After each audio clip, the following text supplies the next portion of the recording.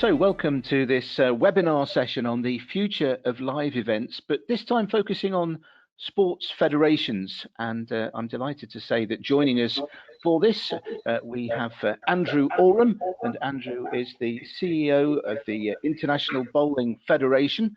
Also joining us today from the Special Olympics Great Britain is Laura Davies, and we also have on the panel today Michal Buchel, the CEO of the International Sambo Federation. So Michal, thank you very much indeed for giving us your time today.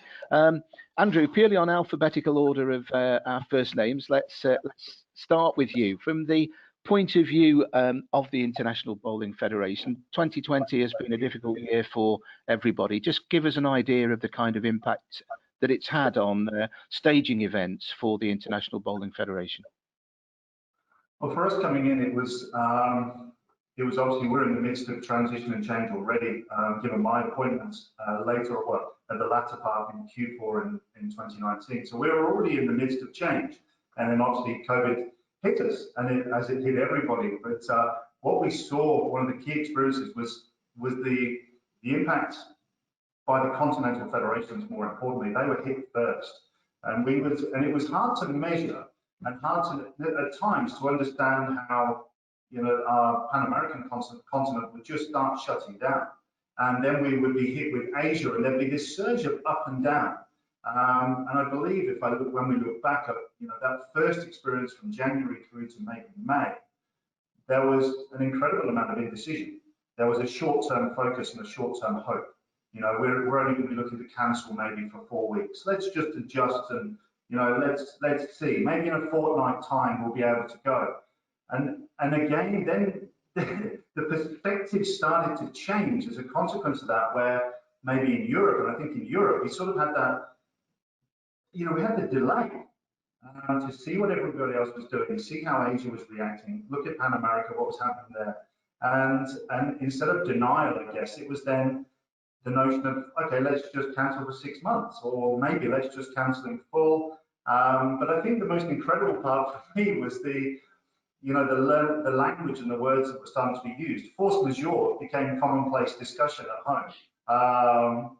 You know, even talking to the kids, it was, you know, what's this force majeure and what does it mean? And then, but even getting into the granular points of what's the difference in the definition of a postponement to a cancellation. But, you know, I look back on that period and being in this role and at this level for the first time in my career, it was it was a very fast learning curve. Yeah. And one thing where bowling, and it has that differentiator, it's still struggling. And part of the strategy is the notion of sport, but there is a mass of events. There was such a volume of events that were at a national level, a continental level, and then that had international sanctioning. That was the biggest complexity. And that was, you know, and we're still dealing with it today. You know, we're still looking to push events back now, even beyond Q3, Q4 next year. So, you know, but what a learning principle of how to deliver events. And Laura, from your point of view, it's been well, it's been very difficult, hasn't it? Because no events really since March, and I think in terms of Special Olympics worldwide, but Special Olympics GB, you really thrive on having events on a weekly basis right across the UK. So it must have been a really hard thing for your membership to adjust to not having those events, that they don't necessarily see those in the same competitive instincts as other sports in terms of the preparation time, but they are absolutely life-changing to have those events available. Yeah, absolutely. And you know, back in March, we were in the midst of the planning for our National Summer Games that was due to take place in 2021. That has, the result of the pandemic has meant that we've had to cancel that. But more than that, we have, you know, weekly sessions that happen for our athletes, and you know, it's not just sports for sport's sake across our membership. It's sport is the platform that allows people with an intellectual disability across Great Britain to feel purpose, to build friendships, to feel like they're valued members of the community. And I think what we've learned is that Special Olympics is an absolute lifeline for a lot of our members, and that the lack of that activity has had a really detrimental impact to the mental health of a lot of our members. and it's an increased level of isolation, and the majority of our membership would be considered high risk or vulnerable. So we've been a lot more cautious around the reintroduction of activity, because the mortality rates for people with an intellectual disability are 6 times higher than kind of the general population. So I think sport for us is, we've had a huge blow in the fact that we can't deliver activity in the traditional way that we like to do it, and have had to really look at kind of what opportunities we can provide to engage our athletes and our members and our volunteers, so they still feel that connection and that real engagement with the organisation. Let's touch on the federation's role in how you're going to drive that forward in a moment. But Michal, let's come to you again.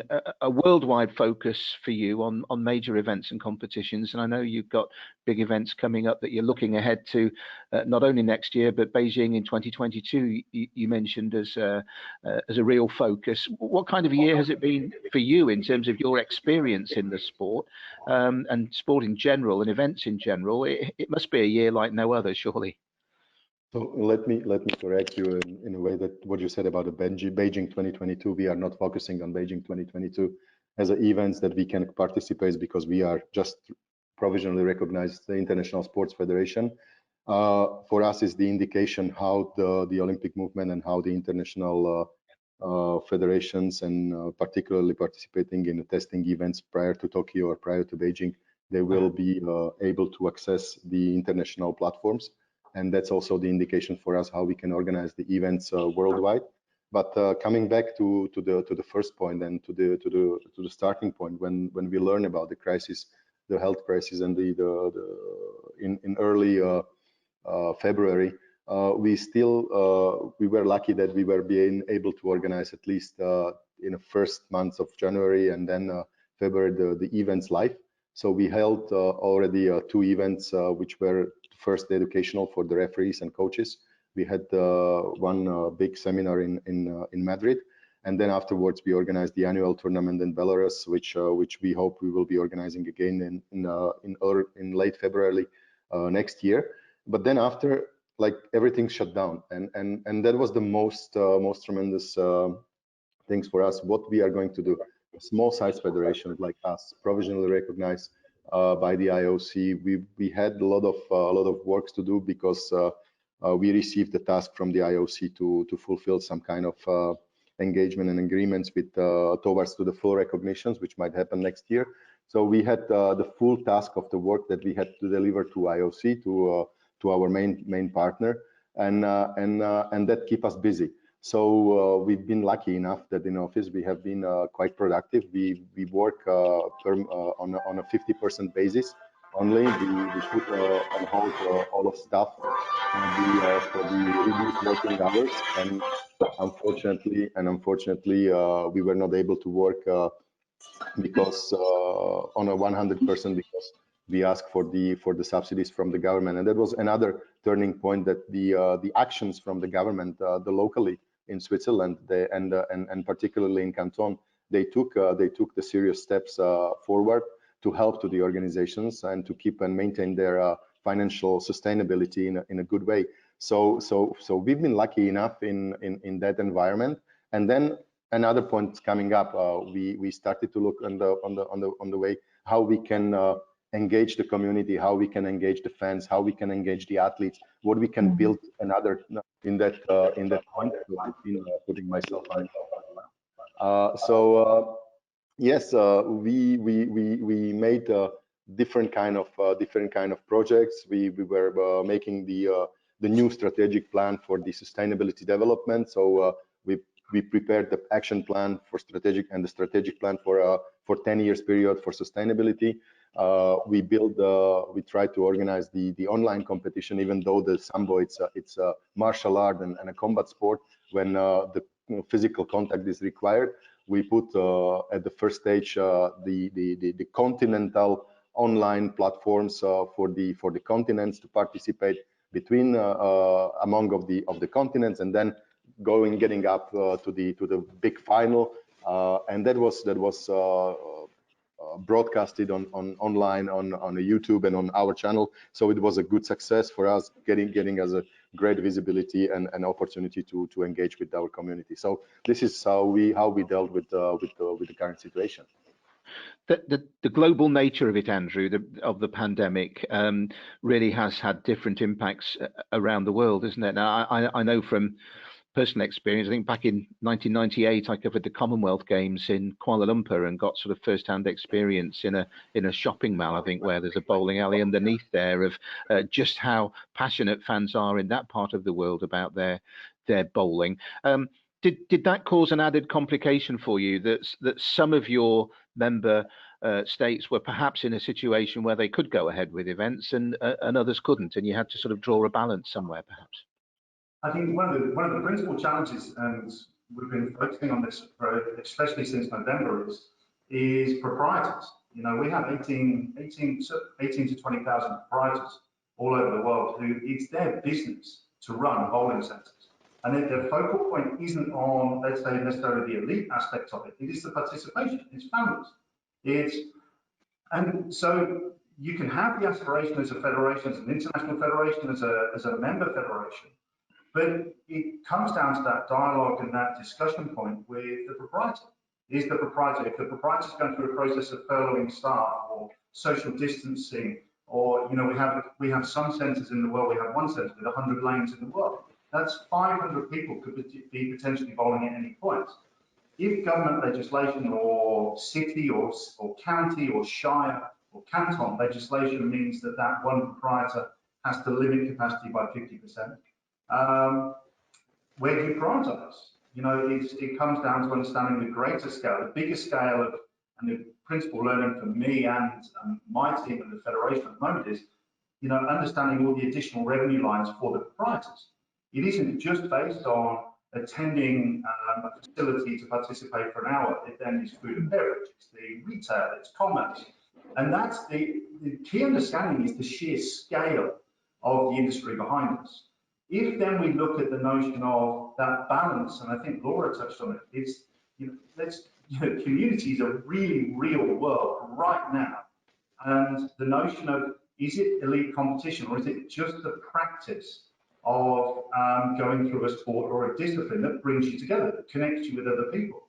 And it's not just countries, it is within countries. There are so many different legislative, terrible word, there's so many different measures to deal with. So that's the greater balance, and with that comes huge confusion. We look at the US right now. The US is a major market for us, such as India for cricket and for, you know, other dominant territories for other sports. But from New York to California, completely different directives. Then we go to Asia, and in our Asian markets, the bowling centres may be open, but the government legislation for sport means they can't go and participate at an elite environment within those facilities. And then to go as far stretched as the UK, where the UK HMRC are still trying to understand whether bowling is a sport or actually whether it's hospitality. And it's that balance between the recreational aspect and the elite aspect. So there's no two stories are the same right now. All we can do is, and we try to support, for me, that athlete welfare, that athlete mindset. And when we look at the parabowling guys at the moment, that's a new initiative from us. But, you know, the guys in the US are salivating at the prospect of bowling, but where they're located at the moment, there isn't a centre open. So the only way they can bowl is to suddenly travel into another state where there's different, and anyway, it keeps going on. But I think the rule of thumb we're trying to do is we're trying to support from grassroots all the way up, because the grassroots base is vast, but it's uncontrollable from an international body standpoint. So it's working with British Tennis and Bowling Association, it's working with all of the individual federations to assist, but that can be deemed a negative, but the positive is innovations and opportunities come from that. And then that's that key learning of, you know, we didn't realize it, I didn't realize this, but, you know, we can connect pretty much with most bowling centres in the world digitally. So, okay, are we reliant on having 500 athletes traveling to one location? No, we can't do that anymore, not for the foreseeable future. So how can we connect the same 500 athletes actually across 50 centres? So that's been the fun part of it. But again, we need the individual governments or the countries or the counties or the shires, whoever it is, to actually allow us to people to go on board and have some fun. So it's multiple layers of challenges, but the really key part is, and the education for us has been understanding how a proprietor's mindset works. You know, we don't own our own facilities. We're reliant on proprietors letting us use their facilities. So we'll get there, but it's not easy. Period of change as well for you, Laura, over the last couple of years under Michel Carney, your chief executive. The whole organisation at Special Olympics GP has been developing. You're looking at a strategy for the next 4 years and a plan for the next 10 years. So a lot of change going on anyway. But what's been the biggest thing you've had to adapt to? Because again, as we touched on right at the start, events have had to go to one side, and they really have been the lifeblood, haven't they? Your athletes looking forward to an individual event. Yeah, and kind of similar to what I said earlier, it's more than just those one-off events for our athletes. It is that regular weekly session that is the focal point of their week. So I think for us, it's been a real challenge trying to kind of look at different ways for us to engage with our membership. We've been really kind of lucky that we've been able to introduce some really exciting and innovative virtual offers. But again, that doesn't suit everyone, because within the intellectual disability population, there's a huge proportion of people that don't have access to the technology that kind of we all, I guess, take for granted. So where possible, we've developed virtual opportunities, or we've kind of engaged those that do have the technology to go and check in on others. And kind of pulling together our kind of return to activity framework and everything that we're looking to put together to bring back. I think that in itself has also been a challenge. Andrew mentioned about kind of the different localities and different rules. We have 27 different sports, 3 home countries, and there are different rules, different regs for each one of those. So trying to come up with a framework for bringing people back to activity that can cross over all of those different kind of elements has been really difficult. But I think we're at a point where we have something that is scalable and movable in terms of how we progress through the pandemic, and it's a way that I think our athletes see a light at the end of the tunnel, and they know that there will be a point where they're going to be able to come back to that regular competition and that regular sport, which for them is exactly what they need to help them get through this. Let's come on to the future now, Michal, because you've mentioned some of the learning that you've had already in your organisation, in your federation. What do you think of the key points, if there were, say, a couple or 3 key points looking ahead from what you've learned over this, as to how you see sustainability for your organisation in the future? I mean, what are the things that you're perhaps going to move towards that you weren't doing previously? I mean, we start with our sustainability in 2014 already, so we are quite now we were reshaping our sustainability activities. But what in general, what this period gave us as a major learnings, at least to our organizations, let's say, is that we see that the community is quite strong, and we learn how to build and strengthen the community through the digital media and social media. So it's a very important tool that was already in use in the past, but now it's getting more and more often. Give us the opportunity to learn and to give the educational and build the educational programs to our members. So we started with the coaches courses, with the education for the physio and physiotherapists and so on, prevention and injury of the athletes, and building the opportunity for the member federations to learn more about the anti-doping. So the educational programs on anti-doping have been put in place through the continental federations. We ran 5 different continental seminars or webinars with more than I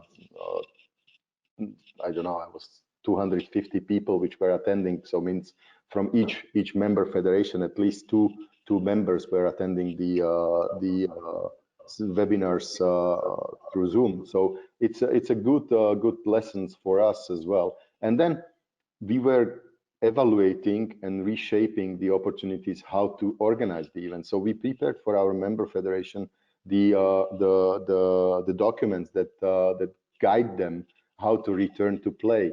So we measured and learned from the IOC, from the WHO, the action, and together with the different governments, looking into the restrictions, the measures we were putting in place. Because as I said, we are physical contact sport.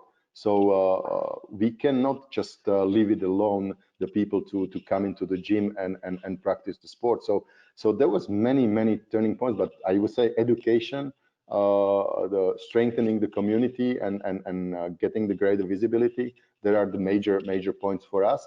And then when those exercises have been made, we come on into the point that we wanted to keep, because of our stakeholders, because of our partners, we wanted to keep at least certain events alive. And then we liaise with the Discovery, with the Eurosport, and we find out the tool how we can create the bubble for the competition. So in the beginning of November, we held actually 3 World Championships with the restrictive number of the athletes, unfortunately with not all the member federation possibly participating, but we hold junior, youth, and the elite competition live with almost 10 million households visibility through the digital media and the linear media, which for us it's tremendous success. That really is an achievement, as you say, to have that event and to put that on. Andrew, you were beginning to touch on some of the ways that you're looking at sustainability for yourself and the way forward. I mean, again, what are the key learnings, do you think, for yourself? I think to echo exactly what Michal was talking about there, we had to re-establish some key priorities. When we really got into the midst of this, when we look back at May and June, there was some pretty defining points as to, okay, if we are to now go in effect into a lockdown process where we're not going to run events, what are the key pillars of priorities? And that actually led to some quite fundamental changes within the administration, one of them being our name. Having been in the job for 6 months, we weren't connecting with people. And there is a perception that maybe we've gone against a trend at the moment that's happening with sports federations, but World Bowling was too generic, it didn't work. It wasn't explicit enough for a vast industry that it is, a vast participation industry is with the elite component. So we really drilled down and before looking at how we could immediately focus on athletes or competitions or innovation, we went the opposite way to start off with. What is our structure? What is our mission? What are our values? Why do we actually exist as an international federation? Is it just to run some world championships and do that? Is there a long-term athletic development? There wasn't. Is there a career pathway? How do we take bowling and make it a parental choice? There's always that, there's so many things when you're in an event cycle or an event portfolio cycle, you never have that moment to actually go, why are we doing this? Why are we here? Yeah. So that was the principal priority. It's like, IPC, we're recognized by the International Paralympic Committee. Great. What does that actually mean? Do we have classifiers around us? Where do we go? How do we educate in as well as out? So again, it's my character trait, probably. It was more to go back and really establish those solid foundations to make sure at the period when we can start to step back into the world of elite sport and putting events on, we know why we're doing it, not just for today, but also for 10 years' time. And it's really interesting talking to Laura because my parabowling chairman is based out of Colorado. He's a Paralympian. He's a veteran.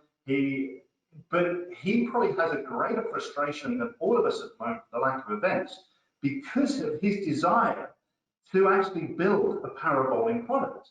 Because when we do focus on able-bodied, it's okay, well, it's male, female, and it's, no, that's it, let's just go. When we look at the parabowling, formation of the Parabowling World Cup, we're talking about different levels of, for people that are blind, partial, total, for wheelchair, to amputee, to all of these elements. Then we're talking with Virtus, with Special Olympics, and it is such a vast opportunity for so many more people to come in, and bowling's really conducive to that.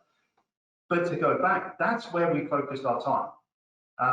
And then comes with that, there's this question of, why do people not think bowling's a sport? I didn't think bowling was a sport. For years, I just saw bowling as a recreational pastime where we get a few mates together and we go and socialise and we bowl. And then I got to witness the women, the top female bowlers in Las Vegas. I can't do what they do. It is incredible. It is a precision sport. So again, in that privileged period of lockdown, we're able to really drill down. So that led to us having a pretty key congress to change the name, to change our formation of business, to really empower the executive board to react digitally, to react to a new period of time that's coming up. But again, what I did touch on, the fun part of that is from then also talking to proprietors, manufacturers, and saying, what do you want? What is your objective? Is it just to sell bowling balls? Is it just to sell shoes? You know, we've got a Professional Bowlers Association in the US, which has existed for years. But the world doesn't know it, the US does. So how are we going to work with them? What can they do to bring an aspiration for the youngsters coming through? But this beautiful thing that sat in the background was the fact that we can connect to 90, I believe the statistic is 94% of all bowling centres in the world we can connect to from here in the office. So that means we can start to look at integrity-based programs. We can start to innovate. And then being a broadcast background and members of the team being from television and broadcast background, it's do we step into the OTT world? Do we step into a digital world, a linear world? Where are the priorities? But it's, so that's been the fun part. We will launch a new product in Q1 next year, which will leverage video content and data that ultimately will be able to be rolled out for anybody. And it's not just the elite, it is for the para bowling guys, it is for every demographic possible. As soon as you walk into a bowling centre, let's start telling that journey that, and I touched on it earlier on, you know, I probably a year ago wouldn't have said to my kids, and I'll be honest, I wouldn't have supported my kids to go and be coached to bowl. Because I didn't see the career point. I didn't see a career aspect to it. Now I understand it. But we need to roll that messaging out. So our focus will actually be on grassroots when we come out of this. And focusing in majority onto the next generation of bowlers and the next generation of athletes. Because it doesn't matter whether people win gold medals. It's just getting people to be active. And then again, community. People are missing seeing each other. You know, Michal is just down, he's 100 yards away from me, but I can't go and see him. You know, that's, well, maybe we can have a coffee later. But it's... Just don't tell us if you do. But isn't this why sport exists? Yes, sport has an elite component, but sport is all about learning about life and how to interact with people and camaraderie. And I'm fed up, you know, to be honest, looking on that single mindset. As soon as we can get people back together, the better. But, you know, the plan is to get them connected digitally first. And then it makes the experience easier when we are back in physical with each other. Laura, I mean, again, nobody can put the pandemic year in the context of having been a good thing, but listening to Andrew's comments there about taking the time to take stock, Special Olympics GB is not just, you know, a fantastic organisation within Great Britain, but it also is a sort of a key player in terms of the world Special Olympics family, isn't it? How have you been able to sort of tap into what other people are doing and perhaps to support other nations in taking the Special Olympics movement forward during this time? Well, I think there's a word we always use for Special Olympics, that we're just one big family. So it kind of doesn't matter where you are in the world. The Special Olympics, if you're connected into the Special Olympics movement, you're exactly that. You're connected. And touching what Andrew said, like we're very much at the advocates that sport is a universal language. So, and it transcends and cuts across all of the kind of traditional challenges that people have in life, that if you're connected into sport, you're connected into a community and you're connected into a family. So for us, the Special Olympics movement internationally, you know, we go to them for kind of advice and guidance, and kind of similar to what Andrew probably gives to those national federations that he works with.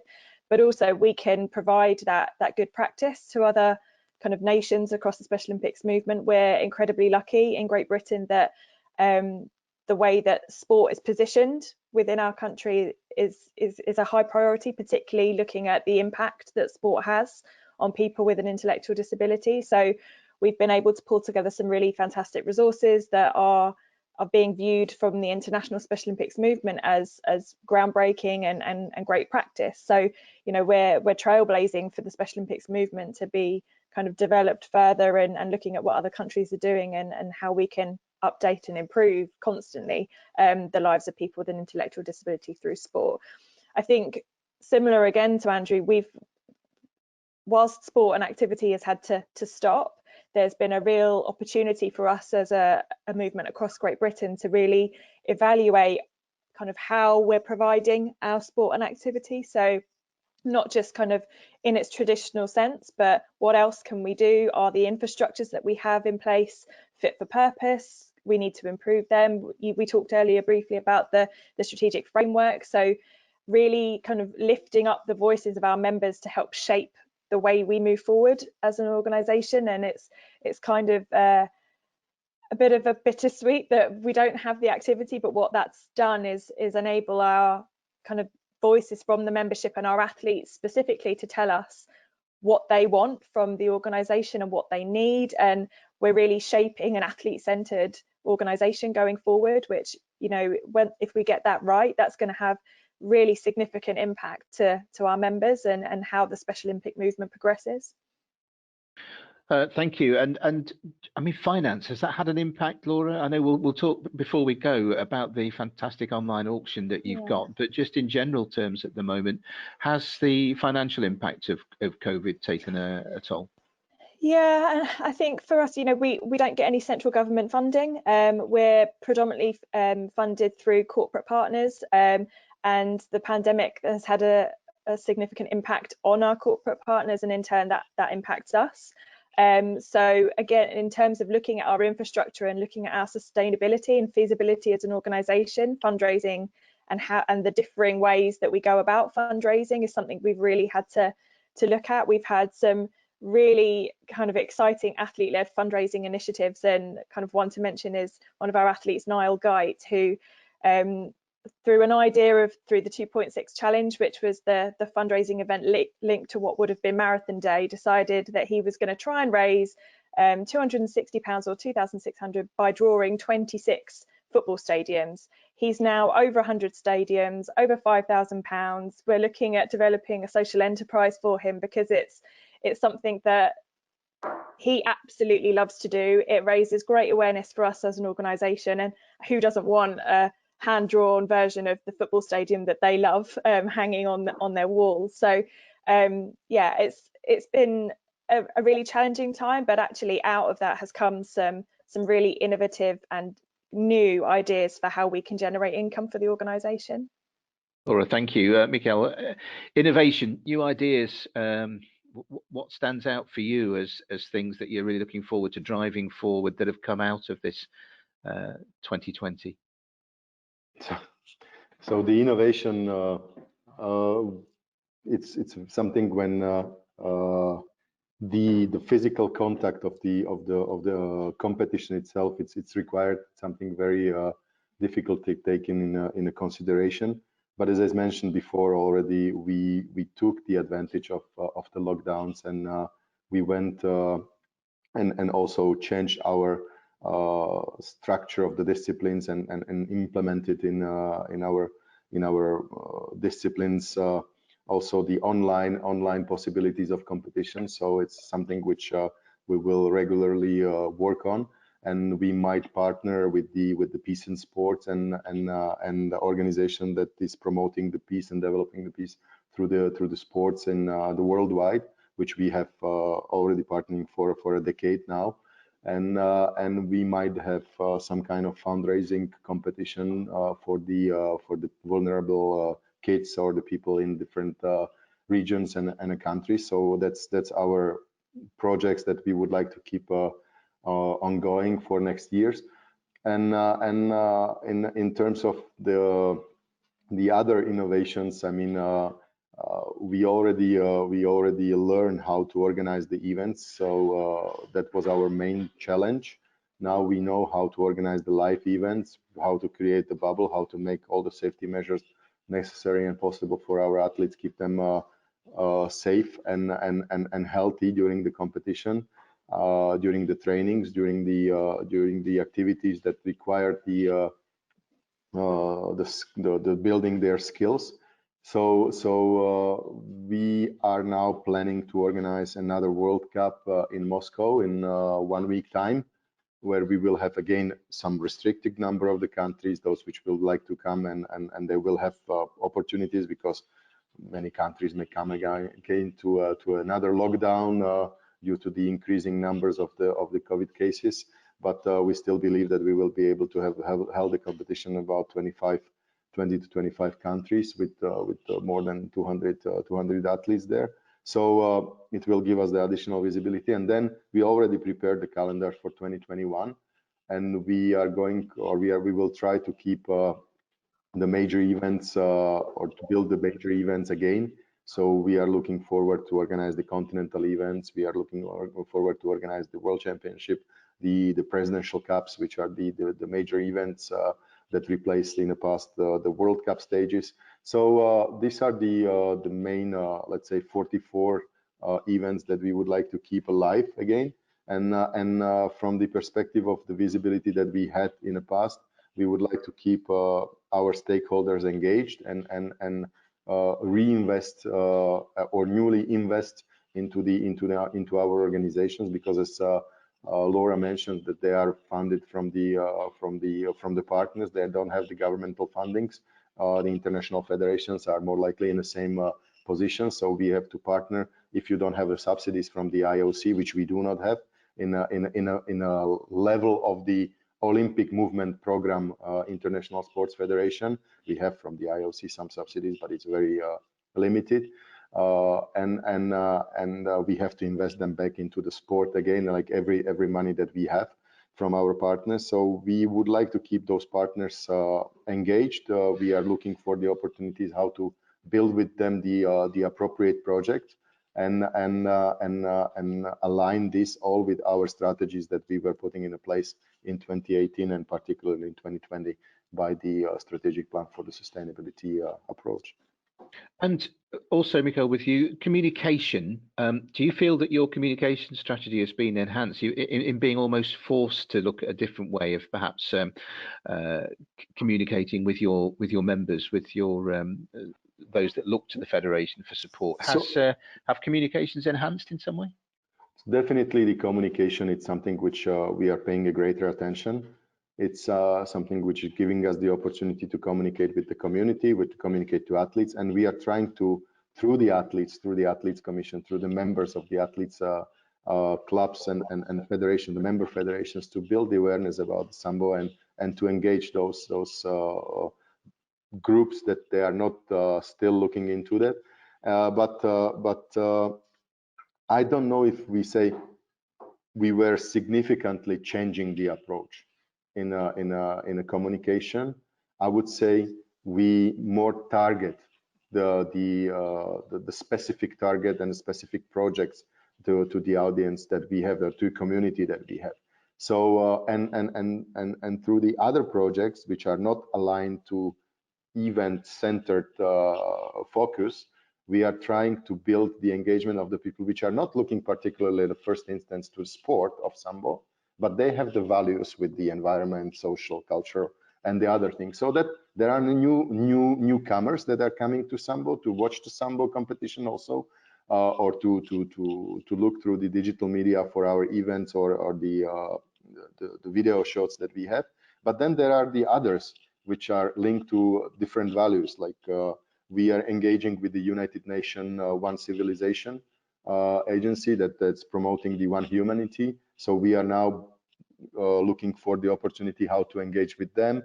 We are going to sign the memorandum of understanding with them. We are making the promotional campaigns which will be launched at the beginning of next year. So these are the things which giving us another source of opportunities to be visible in the world of sports, and not only in the world of sports.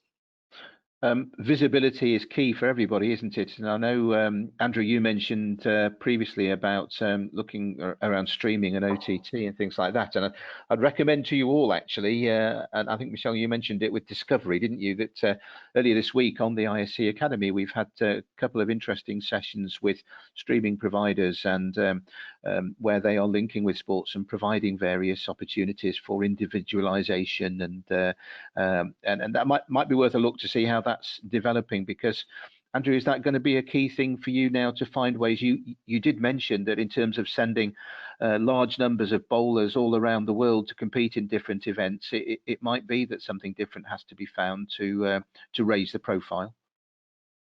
Yeah, we did some. This is going to get maybe slightly controversial and maybe get things wrong. Within the business today, there isn't that pressure point of extensive media rights agreements. So there isn't, like with many other sports, when the pressure points may be different to, they need to deliver products so that they can drive the invoicing, and there's no rights reduction from their media rights agreements. The International Bowling Federation didn't have that. So it had quite an ad hoc approach to how it would have historically activated its media rights.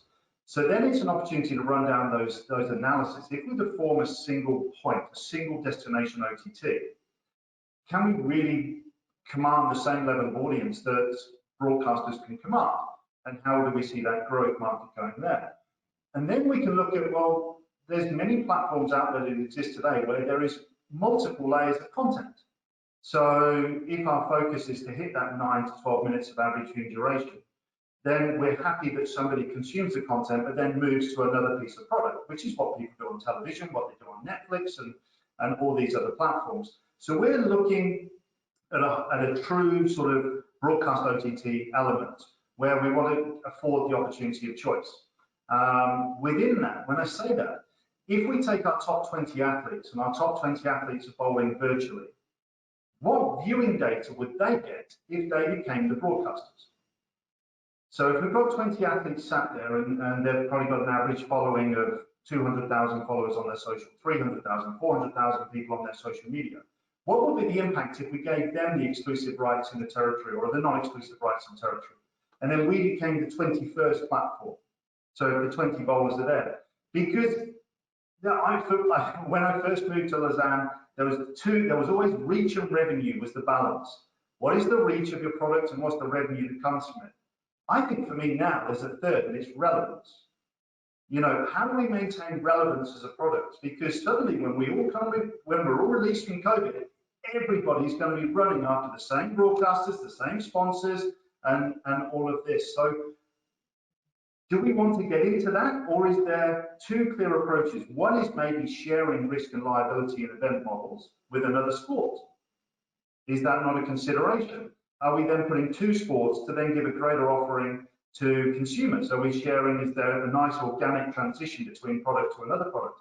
But then the main focus is, I'm not going to put my guys or the sport under pressure to suddenly have to sell a product in a market where we don't know what the opportunities is, against a cost base of production or a cost base of activation. So we minimize to a degree, we still deliver a top end product the best we can, but it's very much centered on giving the athletes the opportunity to make themselves be the stars. Because if we centralize everything into one platform, we're selling one digital asset or 10 digital assets to one platform. What if we allow our athletes and our bowlers, whoever they are, the opportunity to start to commercialize themselves as well? Another revenue stream from their social media platforms. Can we balance the approach there? So that's how we're looking at it. And for me, there is so much choice. You know, I come home, we don't watch normal TV anymore. It's Netflix, or it's Amazon, or it's these platforms. If we then launch an OTT saying, please everybody, download the bowling OTT, we know you're already able to watch movies and everything like this all over the place, and we know you really want to watch football if it's on, or rugby, or Sambo, or whatever it is, but we want 10 minutes of your time as well, please. I think that's just making that market much smaller. but I know not a lot of people agree with me.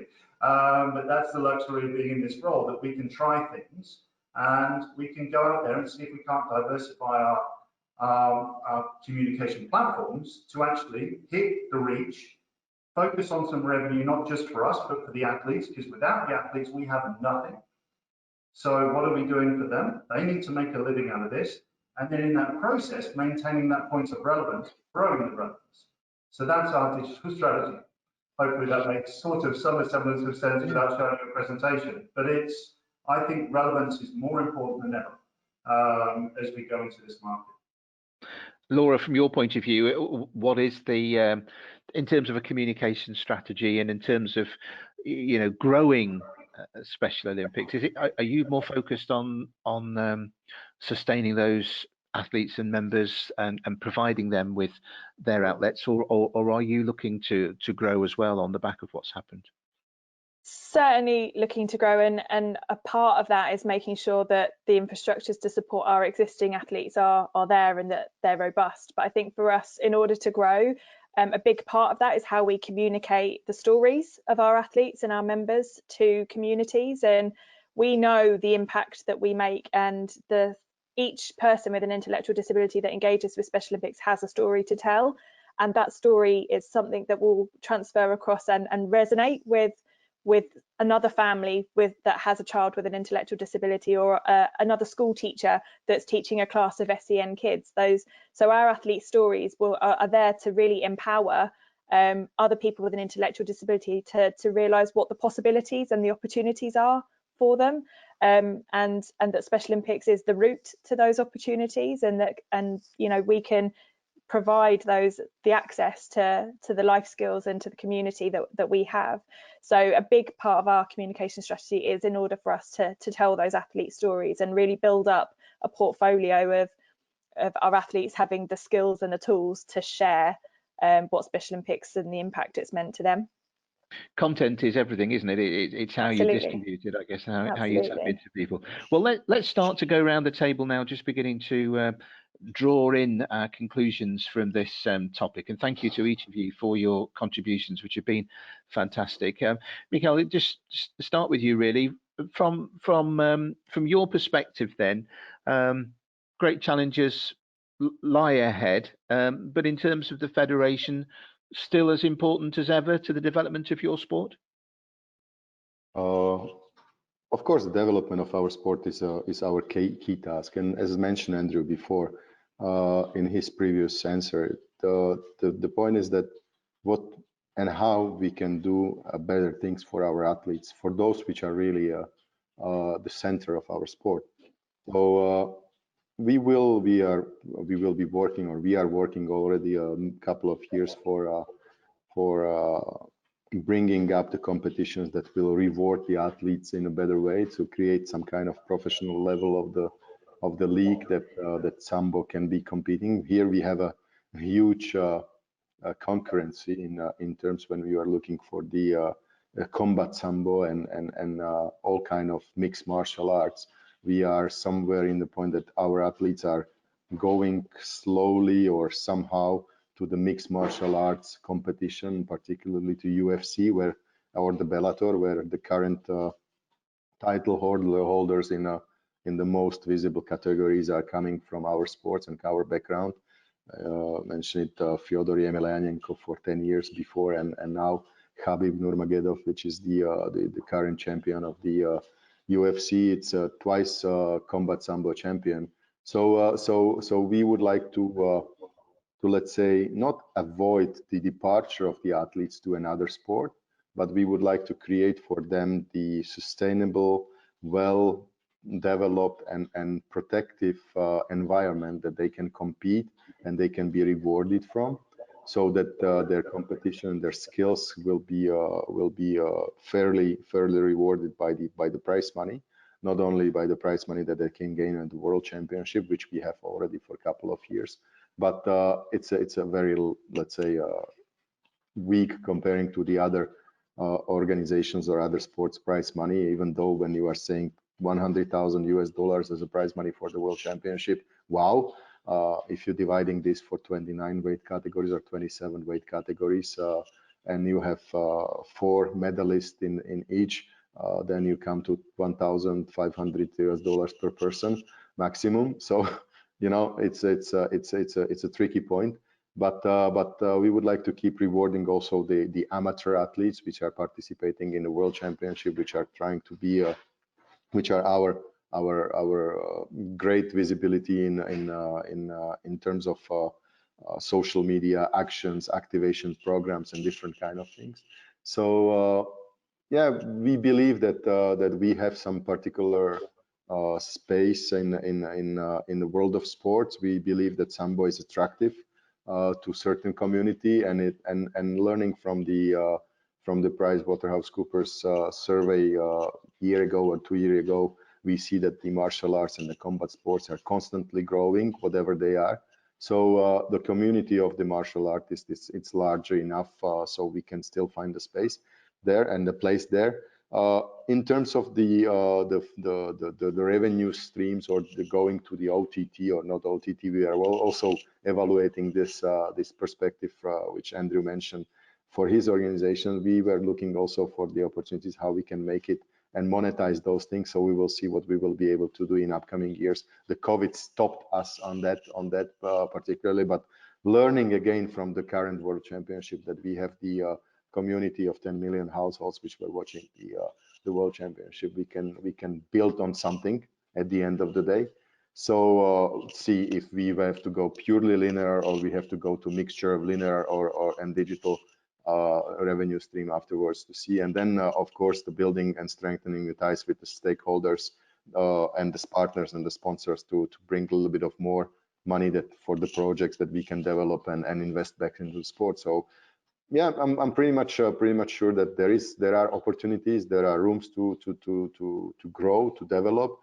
We have to be still humble in all, because we are a very small federation. We are having only 4.5 million practitioners of sports worldwide, but no, we have the room to improve, to grow, and to build the better things. And that's why we linked our projects and our ideas also to other out of sport businesses, that we will bring something new, some values which are keen to martial arts and building the better society within the community that we have. So let's see what the future will bring us and where we will be staging, but maybe one day Sambo might be in a part of the Olympic movement program.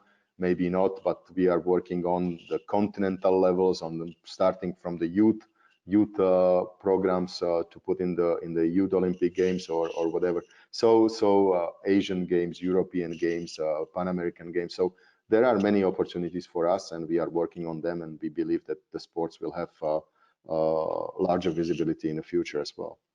Carl, thank you very much for that. Andrew, briefly, if you would, because we're just coming towards the end of our sort of allotted time, but what's the one thing that you're looking forward to most about 2021 after the dismal nature of 2020?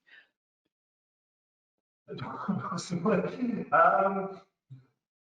know what, I actually can't answer that. What am I looking? I think out of all the questions, I wasn't expecting that one. I think, look, 2020 has been challenging for everybody on every different player, on every different level, at home and in sports. I think 2021,